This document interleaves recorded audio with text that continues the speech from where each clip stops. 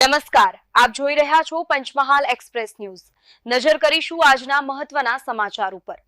ઘોઘંબામાં GFL ફેક્ટરીમાં gas leakage, એકનું મોત, 12 કામદારો અસરગ્રસ્ત. પંચમહાલ જિલ્લાના ઘોઘંબા તાલુકાના રંજીતનગર ખાતે આવેલી ગુજરાત ફ્લોરોકેમિકલ કંપની જીએફએલમાં ગઈકાલે બપોરે ઝેરી ગેસ લીકેજની ઘટના બની હતી. ઘટનામાં એક વ્યક્તિનું મોત થયું છે, જ્યારે 12 જેટલા કામદારો અસરગ્રસ્ત થયા છે.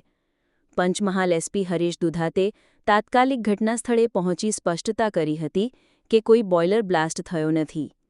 કંપનીમાં એર કન્ડિશનરમાં વપરાતો R32 ગેસ પાઇપલાઇનમાંથી લીક થયો હતો.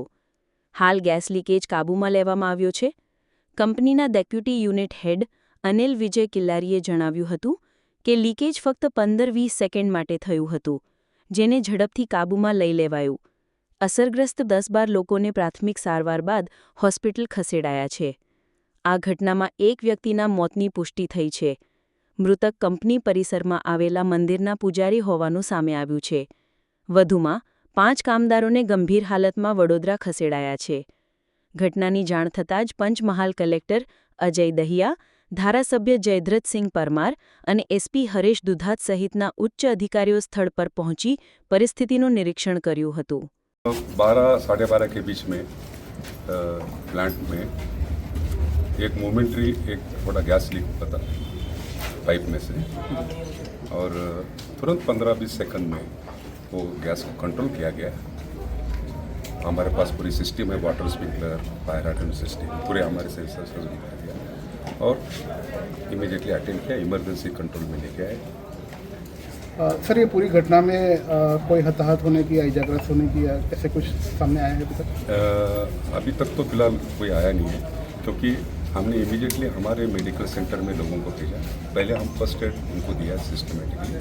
हमारे डॉक्टर ने पास पूरा सुसज्ज सेना, जिन्होंने पूरा एंटीडोट वगैरह देके पहले उनको फर्स्ट एड दिया, और प्रिकॉशन के तरफ हमने बाहर में भी लोगों को उनका हेल्थ करनी है. पुलिस अधिकारी ने एक की मौत की पुष्टि की है, आप क्या कहते हैं? उसमें एक जो है वो भी अभी मेडिकल रिपोर्ट का अभी हमको अभी तक पता नहीं चला है, लेकिन जब एक जो पुष्टि थी वो थोड़े चलते चलते वो थोड़े से गिर गए थे, तो उनको वो इसलिए भेज के हमने बाहर हॉस्पिटल में उनको अभी एडमिट किया है. सर, कोई पूजा विधि यहाँ पर आपकी कंपनी में चल रही थी? कोई इनॉग्रेशन था? इनॉग्रेशन वगैरह कुछ नहीं था. रेगुलर प्लान चलता है, सालों से चल रहा है. पंडित जी आते हैं, पंडित जी पूजा करते हैं. अपने बजरंगबली का मंदिर है, गायत्री माता का मंदिर है, पूजा करके वो चले जाते हैं. सर, ये जो आपकी कंपनी है, यहाँ पर आसपास काफ़ी सारे गांव है, हाँ जी, स्कूल्स हैं, तो उनको अलर्ट करने के लिए कंपनी की ओर से कोई प्रिकॉशन लिया गया था? पूरा हमारा इमरजेंसी कंट्रोल का जो हमारा नियम है, जो प्रोसीजर है, वो सब हमने एक्टिवेट किया. हमारी टीम और हमारी ERT टीम ने पूरा, हमारी CSR टीम ने पूरा गांव को इत्तला किया. गांव के लोगों ने और हमने, हमारे कर्मचारी लोगों ने मिलके अच्छा काम करके ये इमरजेंसी को हमने इमीडिएटली कंट्रोल में लिया. ઘોઘંબા તાલુકામાં ગુજરાત ફ્લોરોકેમિકલ કરીને કંપની આવેલી છે. એમાં સવારમાં 12:10 વાગ્યાની આજુબાજુ એક ગેસ લીક થવાનો મેસેજ પોલીસને મળેલા હતા, અને તાત્કાલિક પોલીસ અને સ્થાનિક વહીવટીતંત્ર છે એ અહીંયા આવી ગયેલા હતા અને એના કંપનીના માણસો સાથે સંકલનમાં હતા. કંપનીનું એક OHC છે, ઓક્યુપેશનલ હેલ્થ સેન્ટર, એટલે જે ગેસ લીકેજ થયો છે, જે બધા મેસેજમાં જતું હતું કે બ્લાસ્ટ થયેલો છે, કોઈ બ્લાસ્ટ નથી થયેલો. એક એની જે પાઇપલાઇન છે એમાંથી R32 નામનો ગેસ જે એર કન્ડિશનમાં વપરાય છે એ ગેસ લીક થયેલો હતો. એ ગેસ લીક થવાના કારણે કોઈને નોઝિયા જેવું થાય, વોમિટિંગ જેવું થાય, એટલે કામદારોને એમના OHCમાં લઈ જવામાં આવેલા. ત્યાં ડૉક્ટરે પ્રાથમિક રીતે એમને એન્ટીડોટ આપવામાં આવેલો. એન્ટીડોટ આપીને તાત્કાલિક એ લોકોને હાલોલની અલગ અલગ હોસ્પિટલોમાં રિફર કરવામાં આવેલા છે. કેટલા જણા રિફર કરવામાં આવ્યા? અત્યાર સુધીમાં ટોટલ 12 જણાને રિફર કરવામાં આવેલા છે. કેટલાના મોત થયા?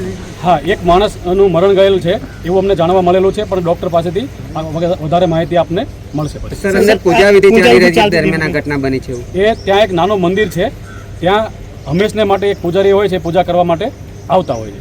મૃતક પૂજારી છે એવું પ્રાથમિક દ્રષ્ટિએ અમને જાણવા મળ્યું છે, પણ હજી અમારી પાસે કન્ફર્મ નથી થઈ. એ તો હવે જે આગળની તપાસ થાય પછી સાચી હકીકત આપને કહી શકાય. કંપની દ્વારા જ બંધ કરવામાં આવેલો. કંપની પછી જે એમનું મેન્યુઅલ આખું હોય છે કે જે ગેસ એમનો એક વખત લીકેજ થયેલો પછી એ લોકોની જે પ્રાથમિક આખી પ્રોસિજર જે હોય છે એ લોકોએ એના માટે સ્પ્રિંકલ વગેરે બધું ચાલુ કરી અને એને કાબૂમાં કરી લીધેલો. અત્યારે પણ એમના માણસોએ જ આ પ્લાન્ટને કાબૂમાં લીધેલો છે.